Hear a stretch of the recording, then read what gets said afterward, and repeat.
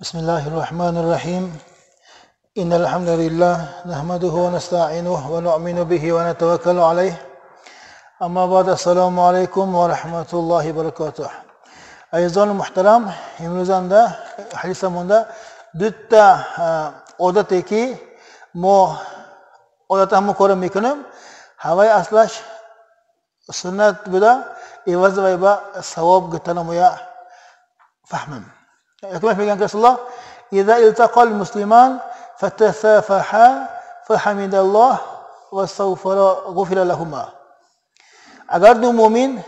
رو پرا شود فتسافحا یعنی و هر دوش دو دستگی سلامت کند و هر دوش قطع استغفار گوید داند که هرش هم گناهش مغفرت میشد همون سلام کسی گفته سلام علیکم وقتا خدا مغفرت کند خدا بخشد خدا مرتفع اگر ما حق ما دعا کنیم مگری همون دعا ما پروردگار اجابت میکنه است حتی اینکه صحابه ها رحمت الله سوشنده یک تا ادر براد ادیون گذار نگری از سلام میدن یعنی سلام دادن چقدر برای مسلمان شرف اگه اینجا میگن یک دیگه همین سلام با حدیث های اسلام میگن که ما شما قلبتون مستحکم میکردگی یا دیگراتون با محبتتون زیاد میکردگی یکون چیز گویم میگفتگنده صحابه ها البته رسول خدا گفتگنده یا دیگراتون با سلام آشکار کنتون و یا دیگراتون با حدیثتون گفتن همون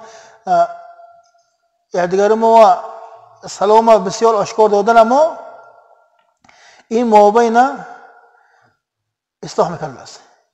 بعضا به اعتبارانه یا که یک به تربیانه سلام داشته میرم کو هوای دارم که مابین ما شیطان از مابین محبت گرفته مونده جشبه ام خیل نافهمایی ام خیل غرض از وقت موندنش همون این یوویا ترکی سلامش میشد اگر هر یگون السلام علیکم و علیکم السلام گفته دو دست سلامت کنگر مگری ان شاء الله مابین هیچ کس انده غير از محبت دیگه چیز نمیموند این یک حدیث دیم حدیث میگن رسول الله اذا استقيت احدكم من نومه فلا يدخلن يده في اناء حتى يغسلها ثلاثا اگر یک انسان از خوابش بیدار شود عموم خواب شب نه یکم کار میکردگیش دستش تن شود چونکه و دستش خوابش انده گجا رفت نمیداند فقط شب خسته سهر دست روشتن همون های لیکن روزگی خواب بدو مندگری خود این سهرنگیش تاگه ما کفایه میکردگی بیم بفتن میگریم نه غالبا بردمی روزم یک اصلا سنت بده پیشن یک قیلوله کردن سنت همون بعد خواب خسته اما از نو تحولات کردن که از نو دستش تا سونی دیگه معاملات ها و در آمدن این سنت اسلام میشد درنی قبیله هوندا درنی ملت هوندا این کسلی دل کم ملت عرب ها میشنده چونکه عرب هوندا بعد پیشن یک لحظه خلافتن عادتشون ای همین سبب کتی کسل دل انفاق روان نیست قلب نیست کدام انسان هم دیگه حیاتش با که نسبتی کارش دیا انیسا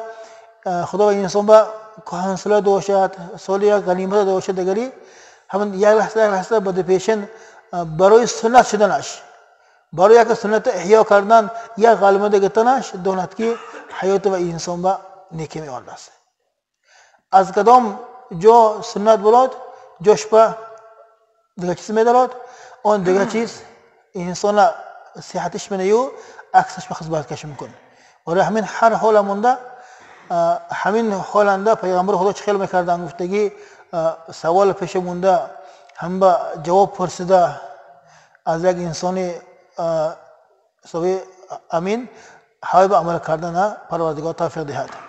سبحان ربك رب العزة عما يصفون وسلام على المرسلين والحمد لله رب العالمين